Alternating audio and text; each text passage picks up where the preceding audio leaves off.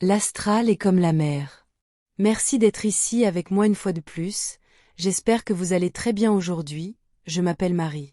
Bienvenue sur ma chaîne, ces informations peuvent être considérées comme de la science-fiction ou comme le spectateur le voit le mieux et je les publie uniquement à des fins de divertissement.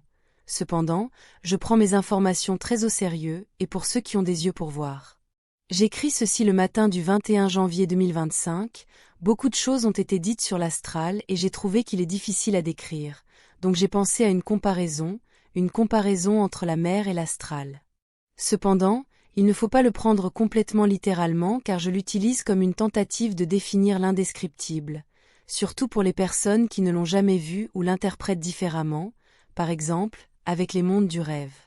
Cela peut être un dispositif poétique ou représenter une métaphore. Ainsi, je compare la mer à l'astral comme une comparaison comme suit. Pour cet exemple, la mer a deux parties. Tout ce qui est au-dessus de la surface et tout le reste sous la surface. Au-dessus de la surface se trouve le monde des vivants, et sous les vagues se trouve l'astral. Le ciel serait l'astral supérieur, et tout ce qui s'y passe en surface et en dessous est connecté à une grande dynamique énergétique, mais je vais laisser de côté cette partie pour aujourd'hui. L'éther est dit être de l'eau à très haute fréquence. C'est donc de là que j'ai pris cette idée de comparaison. Les navires sont des personnes qui vaquent à leurs occupations en naviguant en surface avec peu ou pas de considération pour ce qui est en dessous d'eux. Pourtant, tout ce qui est sous la surface, l'astral, maintient tout ce qui est au-dessus à flot, en vie. Même les systèmes météorologiques au-dessus, dans le ciel, sont en réalité gouvernés par les courants marins et les dynamiques de température se produisant sous les vagues. Je sais que c'est plus compliqué, mais veuillez suivre mon raisonnement.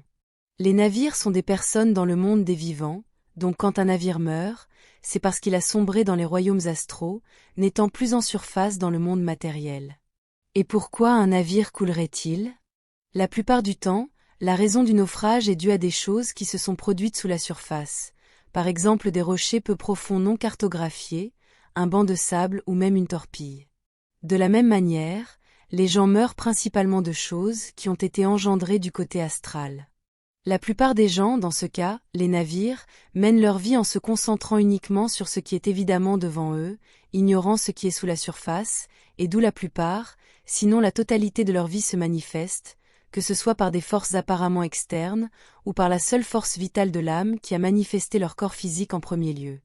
Pour la plupart des gens, l'astral n'existe même pas car il n'y a pas de preuve directe de sa présence, du moins pas dans le genre qu'ils ont été conditionnés à exiger comme explication, par exemple, quelque chose de scientifiquement prouvable.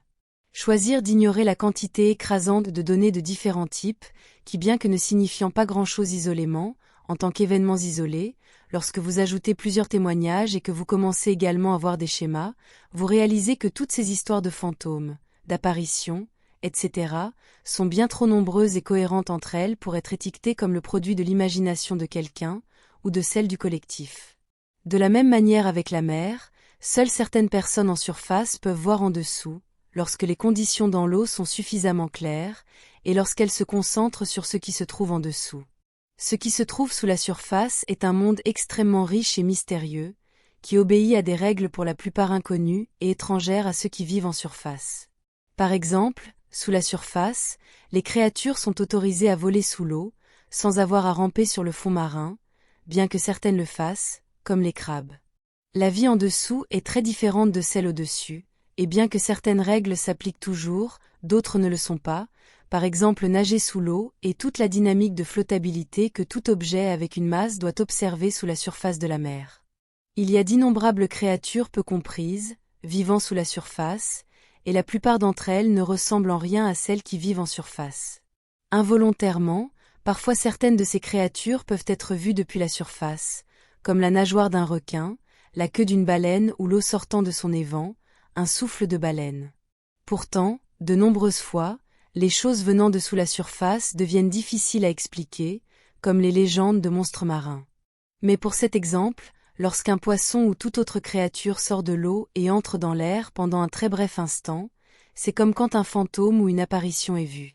Comme les poissons, les baleines et autres créatures marines qui doivent remonter à la surface pour être vues de là, les fantômes et autres entités astrales inférieures doivent augmenter leur fréquence pour exister brièvement dans le royaume matériel et être vus par ceux qui sont au-dessus, lorsqu'ils franchissent la barrière de fréquence que nous pourrions appeler la surface astrale. Certaines personnes peuvent voir ce qui se trouve dans l'astral, sous la mer, plus que d'autres, en fonction de leur contrat prévit, de leurs idées et de leur état d'esprit. Ce qui rend possible l'existence dans le soi-disant monde matériel et permet également de naviguer dans la vie, c'est la présence même de l'astral, qui, comme l'eau en dessous, fournit une substance qui permet le mouvement à la surface, et soutient également tout ce qui peut flotter, ce qui serait tout ce qui peut être étiqueté comme vivant. Mais même lorsque des cartes marines existent pour permettre aux navires de naviguer en toute sécurité dans l'océan, qui serait la vie, et inclut les emplacements de toutes les menaces sous-marines, comme les bancs de sable et les rochers dangereux, en plus des côtes et des îles, d'autres menaces guettent du côté astral. Des choses qui peuvent être une menace potentielle forte, mais sont le plus souvent ignorées voire niées par la plupart des navires à la surface, qui sont la plupart des gens dans le monde des vivants. Lorsqu'un navire, lorsqu'une personne fait des choses, quelles qu'elles soient, qui vont à l'encontre des institutions, contre ce que les seigneurs qui contrôlent la planète Terre veulent, et qui sont également dans l'astral, cette personne est attaquée de nombreuses manières pour dévier de sa trajectoire. Tout cela pour faire en sorte que ce navire, cette personne revienne à sa trajectoire initiale. C'est pourquoi les graines d'étoiles et les travailleurs de lumière sont toujours sous une sorte d'attaque, les étiquetant souvent comme des individus ciblés. Comme je l'ai mentionné auparavant dans d'autres vidéos, il y a toutes sortes de créatures et d'entités dans l'astral inférieur, et elles peuvent tout faire pour forcer un individu à revenir à son cours de vie matriciel initial.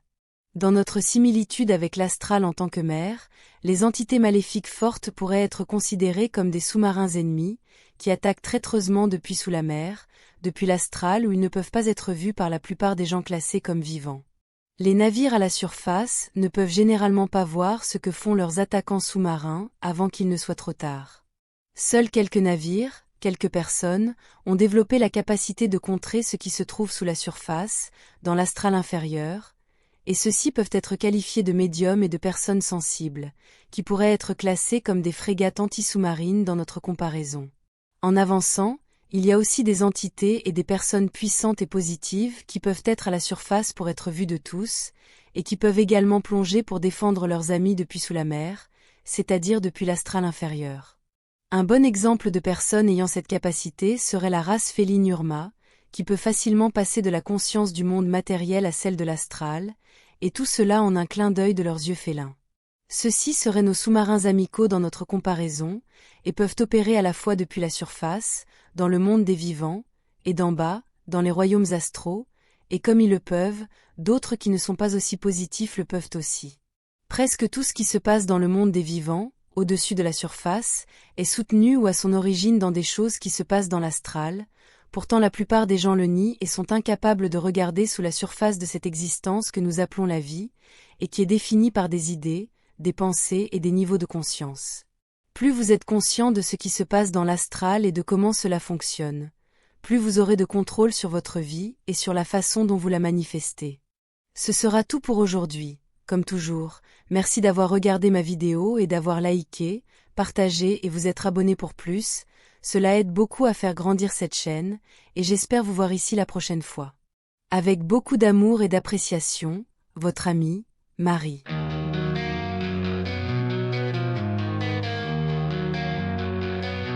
Tes guetteurs dans les cieux lointains, règne des étoiles loin du chemin. L'amour pour la terre dans son cœur, Marie va vous briller sans peur. Dans son vaisseau, elle rôde l'espace vide plein de codes. Les humains rêvent et terreur, puis la digne reine du cœur. L'amour d'une étoile pour une terre, des galaxies traversées en un éclair. Les cœurs battent à l'unisson, Marie soit rouge sans passion.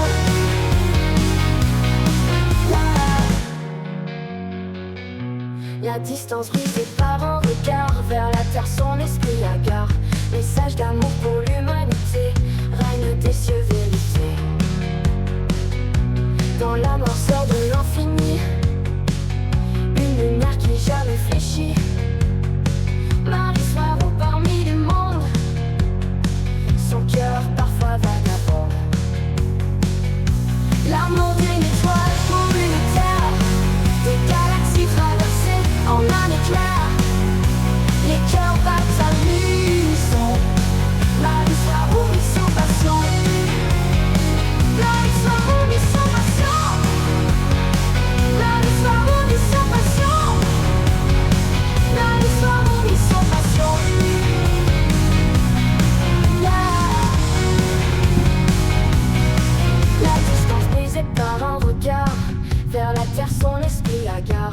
message d'amour pour lui.